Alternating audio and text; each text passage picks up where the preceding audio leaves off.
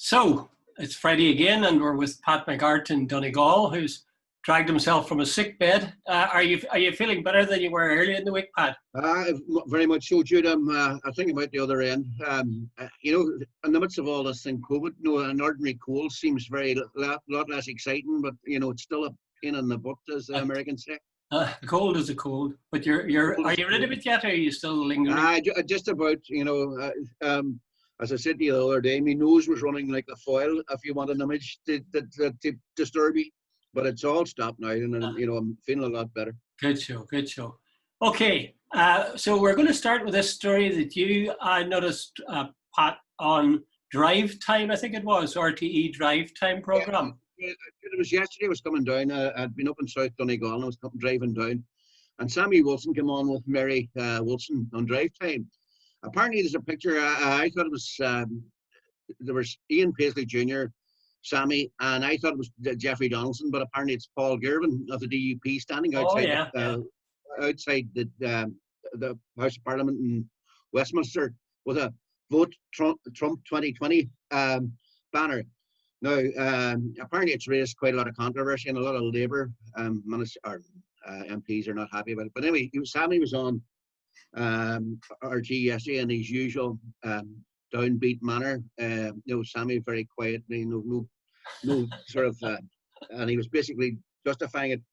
And the thought occurred to me, every time, and this is gross stereotyping and generalization, which is totally unfair, but it always seems to me that the DUP in particular, but unionism in general, always seems to align itself with the less attractive parts of it. They always seem to align themselves with the oppressor rather than the oppressed. If you gone to East Belfast, you'll see all these flags for Israel. Israel, the fourth biggest army in the world, stealing land from the Palestinians.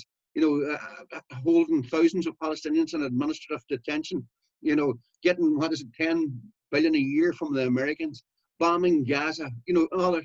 And then in South Africa, the unionists rarely, if ever, they took the side basically of the white people and so on.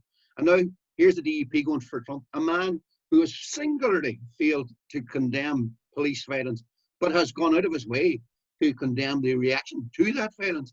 He's homophobic, misogynist, narcissist. And why do the unionists always seem to pick these people? Now, I know if there's a unionist watching this, they're probably jumping up and down their seats going, that is so unfair. But that's an impression you get. Well, I think you're right, actually. It may have something to do with the fact that, they're siding with conservative elements, you could say. And after all, they want to conserve the union. So I think it's a natural enough thing for them to go with the status quo or the people in power position rather than the people who are rebelling against this, whether it's South Africa or Gaza or even, in America, these rioters who would be staging these demonstrations and killing people, or not killing people, being killed. No, but really what I was asking, Jude, is liberalism, is it a paradox to say there's such a thing as a liberal unionist? Well, I think it might be. It depends on your experience. Certainly there are, in my experience, would be majority probably, all right, of unionist politicians, that is, who are very right-wing and who do seem to embrace right-wing causes around the world. But then I was thinking, there are quite a reasonable number of unionists I can think of, politicians or former politicians, who actually are definitely, I wouldn't describe them as right-wing.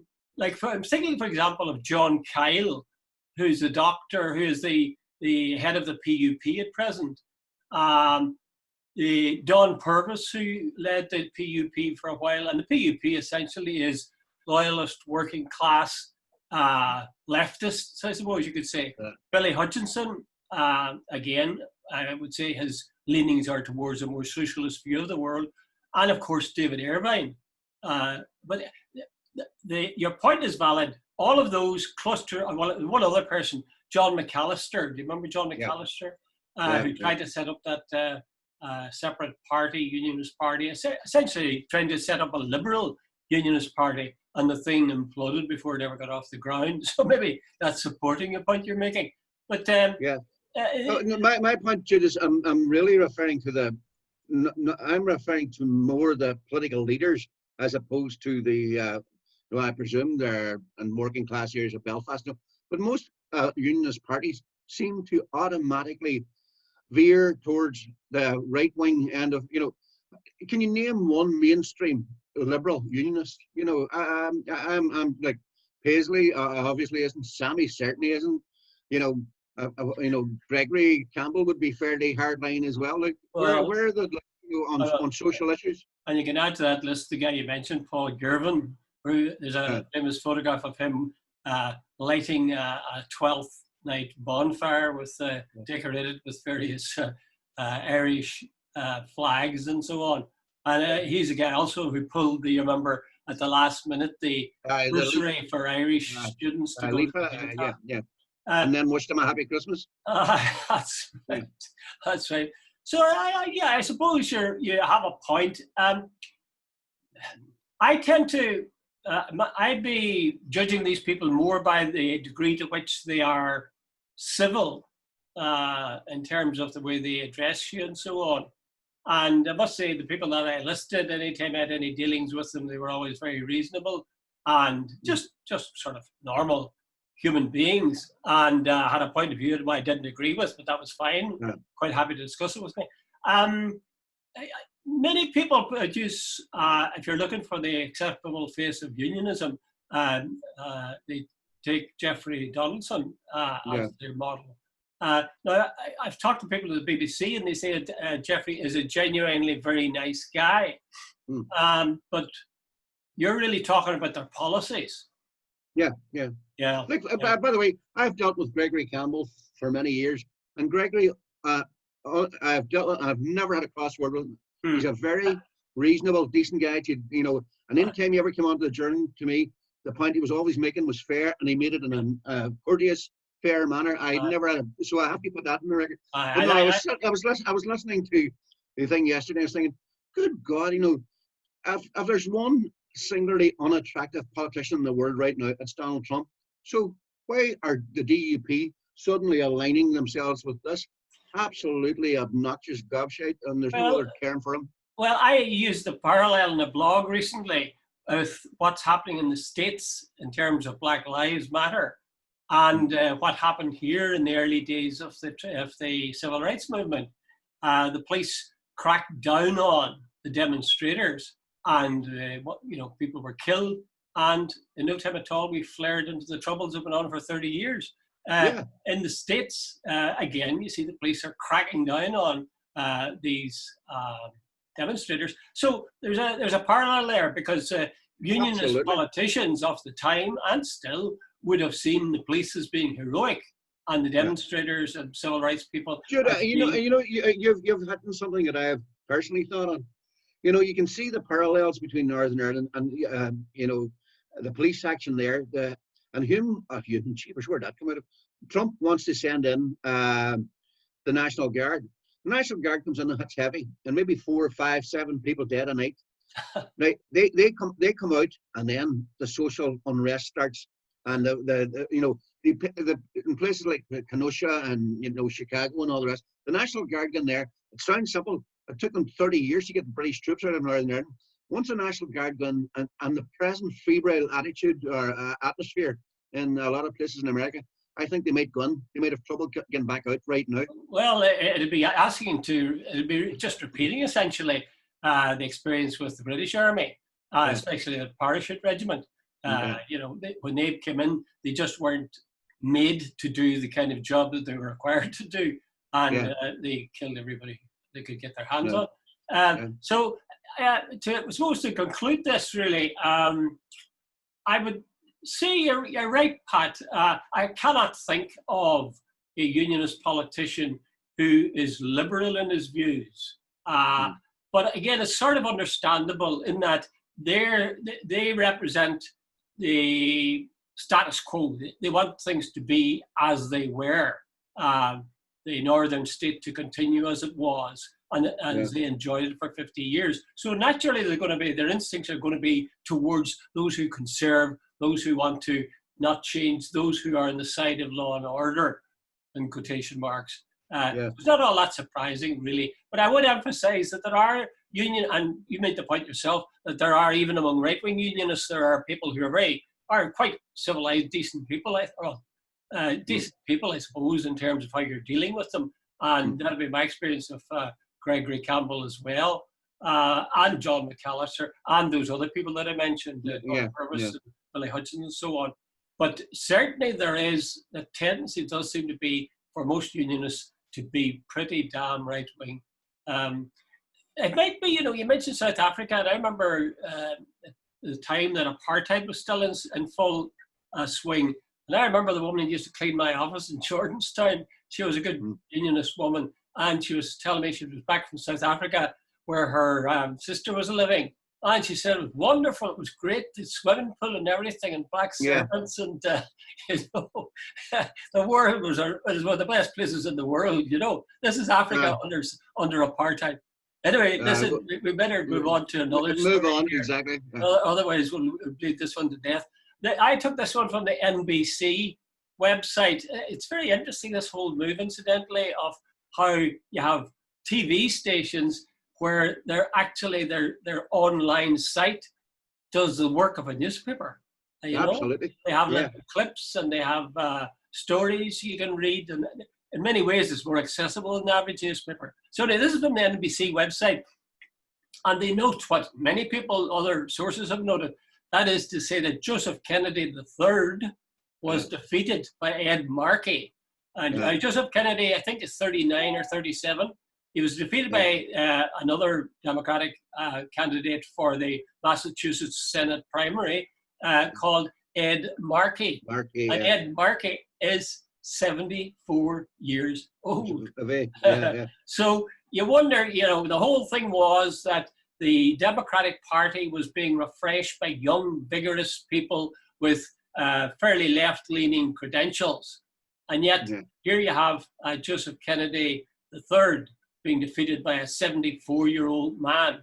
So how would you account for that, Pat? Well, I think the Democrats, Markey is actually quite left-wing himself. He's very progressive.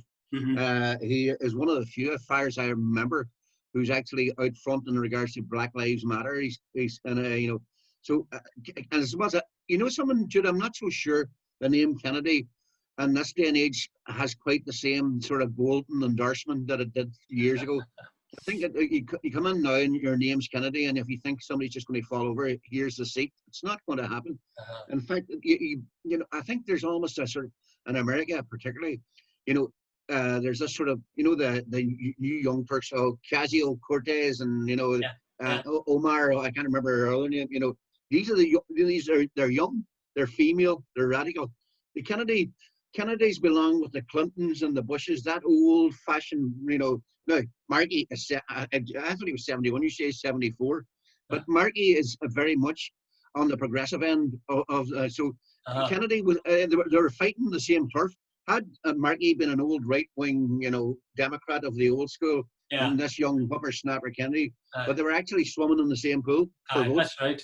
And you mentioned Alexandria Ocasio-Cortez, AOC, this one of the squad, as they call them, very left-wing and vigorous women. Before she she endorsed Markey, and not Nancy Pelosi endorsed Kennedy, I think. But certainly AOC endorsed Markey. So it just shows you that, it's not simply whether or not you are young that's going to determine things, or even that you have this name. They're determining who's going to go forward in terms of their policies. And of course, if you think about it, that's what the Democratic presidential candidate is trying to do. He's trying to say, look, you talk about my age, I'm telling you these are my policies, and judge these against Trump, and not me and him against each other's age. One other thing I think would be very interesting about this, Pat, when I saw that, the news that Kennedy had been defeated, Joseph Kennedy III, who's 37 or 39, by this old guy. I my heart sank a wee bit. You know, Why? because being Irish, we love dynasties, especially if they come out of Ireland. And that's why you Absolutely. have, I think, part of the interest and fascination with the royal family in the south, and to some degree in the north as well. Yeah. I think we, especially the Kennedys now, we feel that. Oh, they were our royal family, weren't they? Oh, when he visited Ireland in 64, I think, no, 63, it was, Yeah. I mean, it was so fabulous. It ticked all the boxes. Good Absolutely. looking, you know, everything. And this lovely wife, Articulate, good looking, powerful, nice kids. beautiful wife. Yeah. And he was president, the most powerful man in the world. He was our royal family And he was so on charming. steroids. You Yeah. can see the speeches he made at the time. I mean, they were just Absolutely superb. brilliant. Absolutely superb. So there's a longing to bring, and they always, and what did Teddy Kennedy end his final speech in the Senate, was it? He said, and the dream lives on. You know, and the reference there clearly was, you know, that we'll bring back another Camelot generation coming as it existed back in the 60s. Yeah. But maybe it's time to move on. They do look, you have to admit now, when you see the Kennedys still, even that Joe Kennedy guy, there's still a freshness and a kind of good looks about them, and you keep hoping that they'll come through. But actually, you know, I'm sure they're duds. I noticed he name-ticked in his concession speech, he tagged all his cousins and brothers and his aunts and his uncles. And there's a lot of them. Sorry for letting them, reminding the people that he has all these Kennedy, part of the Kennedy clan. But it didn't work this time. I think his day will come, you know. I think he'll get. I think he's 37, Jude, and like he's up against an incumbent who's very popular, and you know, next time round, if he goes for it, he probably will get it. Now then you wait and see, you know. But I think the days of just name checking your Kennedy and expecting to get on the ticket, it's gone. Would you agree with me that we do have a tendency to love, and the Americans too, actually, something of a tendency to love dynasties and absolutely inherited leaders? Do you ever see the viewing figures for Downton Abbey in Ireland?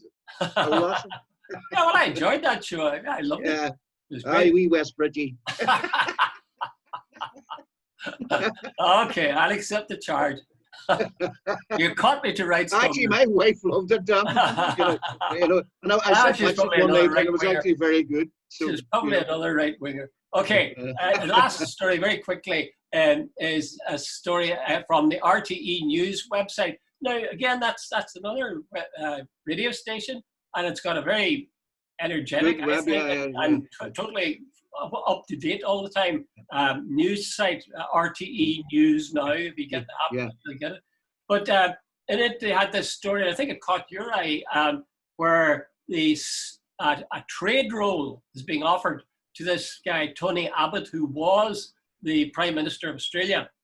Yeah. And there's a lot of doubts about him because he's got he's got sort of Sammy Wilson views on climate change. Yeah, most things, there's climate change, it's just a perfectly natural thing. He's got doubts about the coronavirus restrictions. I think he tends to go with Trump in that respect. And I think he's opposed to same-sex marriage. So essentially the question is, I suppose, should he get the job? What do you think? Well, you know, I don't know where I'm in the world these days. I used to. Only the after effect of the cold, Pat. Yeah, but you know, this generation has got far more conservative than we were. You know, when we were young, we were protesting about ban the bomb and Danny the Red and civil rights and all the rest of it. The world has swung for some reason, unbelievable, almost demagogic. You know, you have Trump in America, you have Bolsonaro in Brazil. Check out the boys in Hungary and Poland, where they're trying to take over the judiciary, and you can keep on going. And Tony Abbott was another manifestation of this. You know, there's a guy, I think he was going on for the priesthood, but he must have been trained by Hitler's SS, you know, because he's got that old right-wing Irish Catholic from the 1920s Catholicism. He doesn't apparently. He's totally, his whole agenda is he's anti-gay. He's made seriously misogynist comments.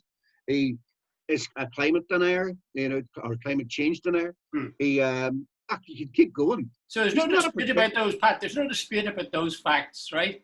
Question is, should he get the gig? Should he be getting the job, Well, no, a trade role in negotiations? No, personally, I don't think he should. I think anyone, there's more to it than just this guy's an expert.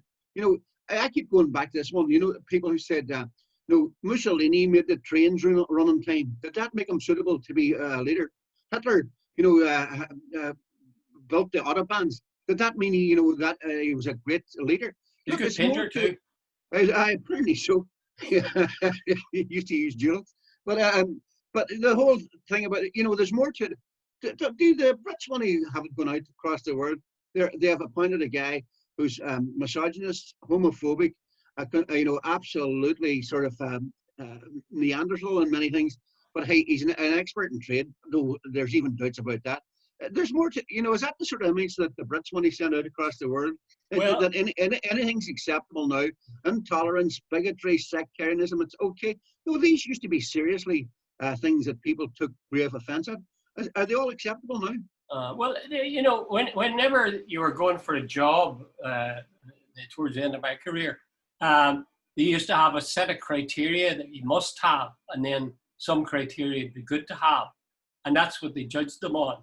And now, these criteria for, say, a job as somebody lecturing, they were fairly relevant to the job in question. Had they a background in teaching, did they do research, this sort of stuff. I would argue the same thing. Now, Matt Hancock, not my favorite politician, but Matt Hancock. I saw him on Sky yesterday.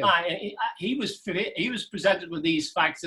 That Tony Abbott was didn't believe in climate change, was opposed to many of the rules around coronavirus, was opposed to same-sex marriage, etc. And he said he also was an expert on trade. Now, I'll be honest with you. I really think there is a tendency to dismiss people for the wrong reasons. I don't think it's a good idea to deny climate change. It clearly is a fact. I don't think it's a good idea to ignore the rules around coronavirus. I think that's suicidal. I wouldn't be opposed to same-sex marriage, or I wouldn't want misogyny to be around me. But what this guy is being hired for is his expertise as a trade negotiator. Now, he either has it or he hasn't. I think, honestly, it's a bit like they used to, in my youth, they used to expel kids from school because their hair was too long. Yeah. Or to take a more sort of extreme example, it's like refusing somebody a job as an electrical engineer because they're living in sin. Yeah. Or a dentist job because you're a Catholic or because you're a Protestant. In other words, I mean, those are extreme examples, but I'm saying we have to stick with the criteria that are relevant to the job. Otherwise, you'll end up hiring people who are admirable human beings, but actually don't do the job, aren't necessarily the best person for the job. I'll finish with one final point, and I know it's a bit sort of could be disputed. One of the least effective American presidents in the last 50 years, I would say, was Jimmy Carter. Also, Jimmy Carter was one of the most admirable human beings that was a president of the United States. So, for the job, his goodness, in a way, came between him and the job rather than anything else, Anyway, that's my spiel. There's a certain element of truth, I can't argue with it, but let's get this thing. This is not an electrician or a carpenter. This is a guy to represent the country and a country's values. So if you're sending out this guy to bat, I just Jack, come on, Judy, he's not there. To represent the values. No. He will be on a trade representing Britain on world trade, and this is the sort of guy you send out to bat for you. The other thing as well, I always said about Carter, and I knew you were going to hit on Carter, but Carter tried to change the whole thing, American policy. Hey, Jude, he was the first guy to actually come out and condemn Israel, what Israel was doing to the Palestinians. So right away, he had a very serious Jewish lobby working against him. He had big corporations because he tried to bring in moral rules for them. He tried to bring in a moral foreign policy for the Americans. Like, Jude, he was never going to succeed. Unless you play the game, as somebody, I think, what do you call them, the intellectual, Noam Chomsky says, to get elected in America, you just have to be another American president. You have to play the game with the big corporations and all that. And I'm not going down the conspiracy theory route. You can check it all out as you have. But I'm saying is there has to be some sort of basic decency and public appointments. You know, like I don't need, see if I'm getting an electrician, I couldn't give a monkeys if he lives in sin, supports Adolf Hitler or whatever. As long as he can fix my plug, I'm happy. That's it. But see, when he's representing me in my country, I take a different attitude. But this guy isn't a representative. He's an employee. He's going to be negotiating. Yeah, but he's also. I know. He's not elected by British people. I know. He's going to be representing Britain on big trade delegations and negotiations. Oh, all right, my God, you win. You win. Yes. Okay. Okay, we'll leave it at that, Pat. Leave it at that, Jude. Okay, thanks very much. Good luck. Bye. Cheers.